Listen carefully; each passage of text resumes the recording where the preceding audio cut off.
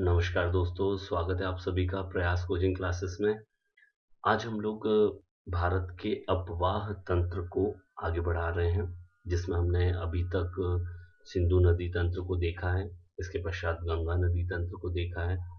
सिंधु और गंगा के पश्चात हिमालयी नदियों का तीसरा और लास्ट, जिसे कहे बहुत से लोग गंगा नदी तंत्र का भी भाग मानते हैं, लेकिन हम उसे पृथक रूप से अध्ययन कर रहे हैं, वह है ब्रह्मपुत्र नदी तंत्र। ब्रह्मपुत्र नदी तंत्र में हम आज आगे देखते हुए, जब हम ब्रह्मपुत्र नदी को देखते हैं तो मुख्य रूप से, या यूं कहें कंपटीशन एग्जाम्स के नजरिए से देखें तो केवल और केवल ब्रह्मपुत्र नदी ही प्रमुख है।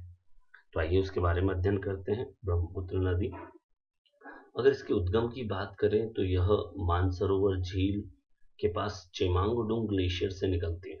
मानसरोवर झील आपने सिंधु नदी के में भी अध्ययन किया था, जो कि वास्तविक रूप में तिब्बत या चीन में स्थित है।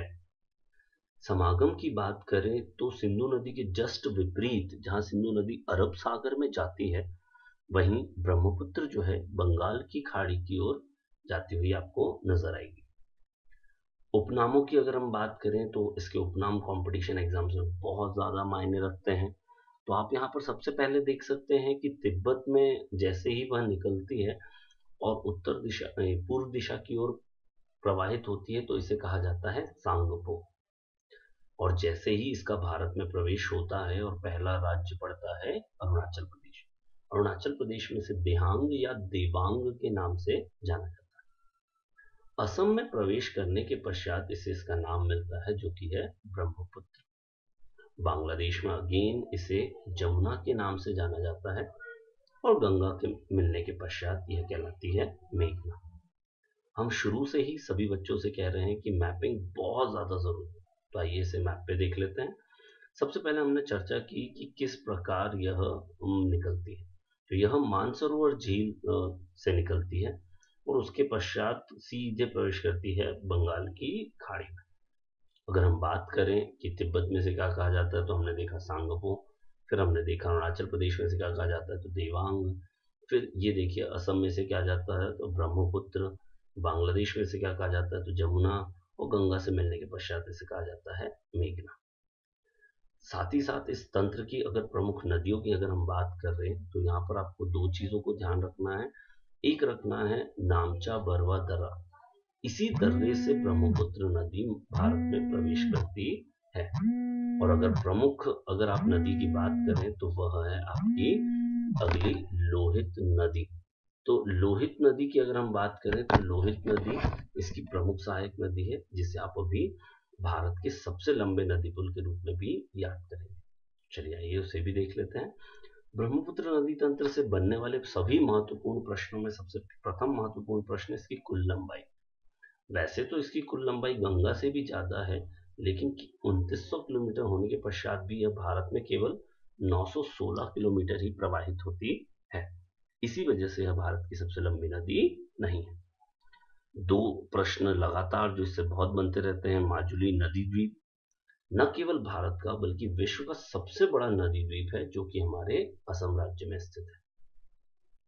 नामचा बरवा दर्रे की बात मैंने कही कि यहीं से ब्रह्मपुत्र अरुणाचल प्रदेश में या भारत में प्रवेश करती है। आपको प्रमुख सहायक नदियों को भी याद रखना बहुत आवश्यक है। लोहित, तिस्ता, मानस और कपिली। और इनसे बनने वाले सबसे महत्वपूर्ण प्रश्न है लोहित नदी से, वह है भूपेन हजारिका या डोला सादिया।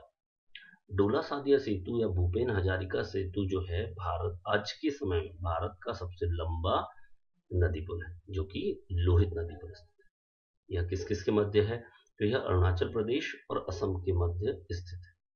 यह 9.15 किलोमीटर लंबाई लिए हुए भारत का सबसे बड़ा नदी। तो इस प्रकार हमने हिमालयी नदी तंत्र को यहाँ पर समाप्त किया। आपको सिंधु नदी तंत्र, आपको गंगा नदी तंत्र और आपको ब्रह्मपुत्र नदी तंत्र के बारे में सभी महत्वपूर्ण चीजें हमने यहाँ पर आपको बताई, जिसे आपको राइट डाउन भी करना है और इसको याद भी रखना है, क्योंकि इसका अपकमिंग अभी टेस्ट होगा, तब आपको सिर्फ और सिर्फ अपवाह तंत्र से प्रश्न बनेंगे। अब आइए हम देखते हैं उत्तर भारत से ही निकलने वाली, उत्तर और मध्य भारत से निकलने वाली ऐसी नदियां जो कि अरब सागर में मिल जाती है या अरब सागर की ओर प्रवाहित होती है। तो आइए देखते हैं हमारी पश्चिमी नदियों को। सबसे पहली है नर्मदा। नर्मदा, ताप्ती और माही को हमने यहाँ पर ज़्यादा डिस्क्राइब नहीं किया क्योंकि ये तीनों ही हमारी मध्य प्रदेश की नदियाँ हैं, जिसे हम मध्य प्रदेश के टॉपिक में जब उसके लेक्चर्स चलेंगे तब हम वहाँ पर अध्ययन करेंगे। प्रारंभिक तौर पर देखें तो यहाँ अमरकंटक अनूपपुर जिले से निकलती है। ताप्ती की अगर हम बात करें तो मुल्ताई बैतूल से निकलती है। माही की अगर हम बात करें तो सरदारपुर धार से निकलती है। ये तीनों ही मध्य प्रदेश की प्रमुख नदियां हैं जो कि अरब सागर में जाकर मिलती हैं खंबात की खाड़ी के पास। अब हम देखते हैं साबरमती नदी को, जो कि अरावली पर्वत राजस्थान से निकलकर सीधे खंबात की खाड़ी में जाती है। अगली नदी अगर हम देखें लूनी, तो लूनी की अगर हम बात करें तो वह अरावली पर्वत से तो निकलती है, लेकिन यह अरब सागर तक पहुंच नहीं पाती और इसीलिए यह महत्वपूर्ण है। यह कच्छ के रण रेगिस्तान में जाकर या मरुस्थल में जाकर क्या हो जाती है, पूर्णतः विलुप्त हो जाती है। आइए इसे भी मैप पर देख लेते हैं। अरब सागर की नदियों का भी अपना महत्व है। यहाँ पर हमने इस वाले हिस्से को आपको जूम करके दिखाया है। ये पूरा हिस्सा, ये भारत का पूरा हिस्सा यहाँ पर हम आपको जूम करके दिखा रहे हैं। आप थोड़ा सा यहाँ पर ध्यान दें। ये देखिए सबसे प्रमुख नदी आपकी लूनी। लूनी का उद्गम यहाँ से हो रहा है और वह यह कच्छ के रण में जाकर विलुप्त हो जाती है। और आपने देखा कि ये जो गुजरात आपका बनता है, उसके जो निचले हिस्से में ये आपका क्या है, आपका खंबात की खाड़ी, जहाँ पर आपकी क्रमशः साबरमती, माही, नर्मदा और आपकी ताप्ती, ये सभी नदियां आकर वहां पर मिलती हैं। इस प्रकार आपको रोज पढ़ते जाना है, मैपिंग करते जाइए। नेक्स्ट अब हम प्रायद्वीपीय नदियों का अध्ययन करेंगे। All the best.